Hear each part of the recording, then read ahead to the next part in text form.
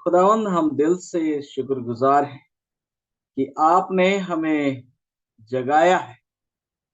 आपने हमें एहसास कराया है खुदावंद कि हमारी जिंदगी की ये गोल्डन यात्रा जो हम इस दुनिया में आए हैं, एक गोल्डन युग में हम पैदा हुए हैं, जहां हर एक अच्छी वस्तु बहुतायत से पाई जाती है। ऐ खुदावंद, हम यूं ही इस समय को जाया न करते, बल्कि जब हम इस दुनिया को छोड़कर जाएं तो हम में से हर एक अपने कदमों के निशान छोड़कर जाएं। हमारा जीवन किसी के लिए प्रेरणा का कारण हो, हमारा जीवन किसी के आंसुओं को पोंछने का कारण हो, हमारा जीवन इस दुनिया को और अधिक बेहतर करने का कारण बन सके।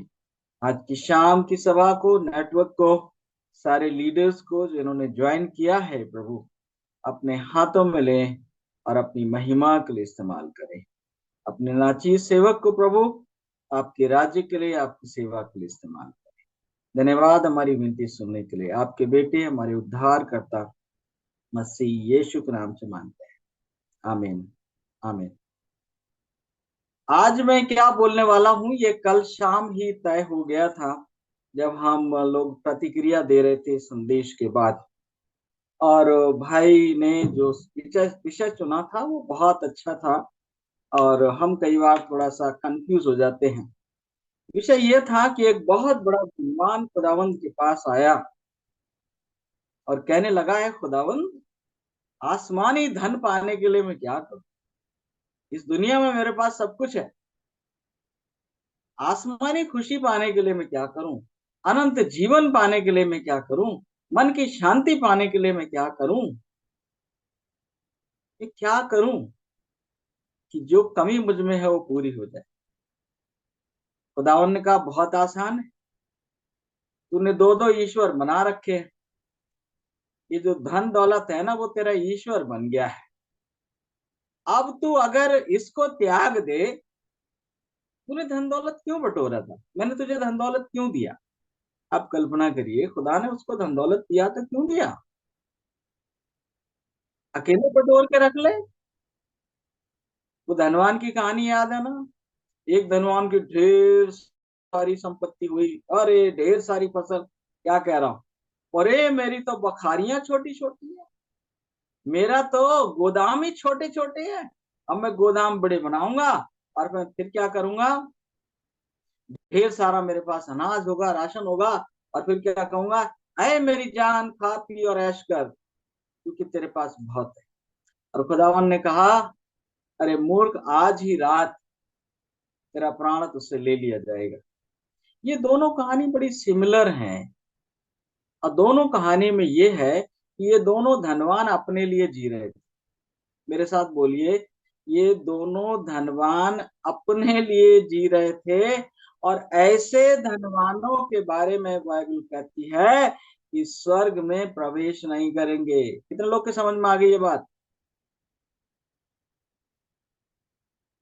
ऐसे धनवान जो केवल अपने लिए जीते हैं, ऐसे धनवान जो केवल अपने पेट के बारे में सोचते हैं, अपने घर के बारे में सोचते हैं, अपने बच्चों के बारे में सोचते हैं, ऐसे धनवान परमेश्वर के राज्य में प्रवेश नहीं करेंगे। पहली बात है ये, जो मैं चाहता हूं कि आपके दिल में और आपके दिमाग में उतर जाए। बाइबल आपके पास भी है, बाइबल मेरे पास भी है, परमेश्वर आपका भी है और मेरा भी है। 35 साल होने वाले हैं सेवकाई में, आज तक मैंने कहीं नहीं पढ़ा कि मेरी बाइबल में ऐसा लिखा हो कि परमेश्वर चाहता है कि उसके लोग गरीब रहें, परमेश्वर चाहता है उसके लोग दुखी रहें, परमेश्वर चाहता है कि दुखी लोग ही आत्मिक होते हैं। परमेश्वर का कहना है, जितने आप गरीब होगे उतने ही आप आत्मिक होगे। अगर आप में से किसी ने ऐसा पढ़ा है तो मुझे बताइए, मैं संदेश यहीं पर बंद कर दूंगा। मुझे नहीं मिला, मुझे नहीं मिला। प्रभु ने कहा, मैं इसलिए आया हूं कि तुम जीवन पाओ और बहुतायत से जीवन। प्रभु ने कहा तुम फलदायक वृक्ष बनो। अब सवाल करूंगा, कितने लोग हैं यहाँ पर उन्होंने केवल उन्हीं पेड़ों के फल खाए हैं जो उन्होंने खुद लगाए थे? कितने लोग हैं यहाँ पर उन्होंने केवल उन्हीं पेड़ों के फल खाए हैं जो उन्होंने खुद लगाए थे? है कोई? मेरे ख्याल से कोई नहीं। कितने लोग हैं यहाँ पर जिन्होंने पानी केवल उसी कुएं का पिया है जो उन्होंने खुद खोदा था? नल जो उन्होंने खुद ही बनाया था, खुद ही लगाया था? है कोई? कितने लोग हैं यहाँ पर उन्होंने वही किताबें पढ़ी जो उन्होंने खुद लिखी थी, किसी और ने नहीं लिखी? उन्होंने खुद ही किताबें लिखी और खुद ही पढ़ाई करी। नर्सरी, एलकेजी, यूकेजी और first, second, third, inter, MA, BA और पीएचडी सब अपनी लिखी हुई किताबों को करी। कोई है? कितने लोग हैं जो केवल उन्हीं सड़कों पर चले हैं जो उन्होंने खुद बनाई है? कोई है? नहीं। नहीं। कितने लोग हैं जिन्होंने उन्हीं सवारियों का इस्तेमाल किया है जो उन्होंने खुद बनाई? मैं आपसे क्या कहना चाह रहा हूं, सार्थक जीवन तब है, उन लोगों का जीवन सार्थक इसलिए था उन्होंने ऐसे पेड़ लगाए। हमारे बुजुर्गों ने, हमारे पूर्वजों ने, हमारे अगुओं ने कुछ ऐसे पेड़ लगाए थे जिनका फल खाने की उनके अंदर कोई इच्छा नहीं थी। और अगर आप चाहते हैं कि आप दूसरों के लगाए हुए पेड़ों के तो फल खूब खाएं, मगर खुद एक भी पेड़ ना लगाएं,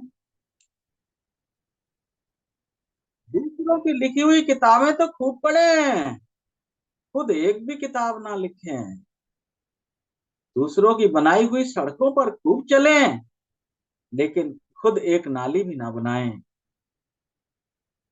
दूसरों के खोदे हुए कुएं के पानी तो खूब पिएं, लेकिन खुद एक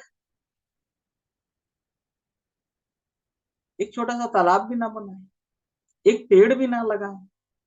मेरे प्रियो, इससे अधिक कोई श्रापित जीवन नहीं हो सकता।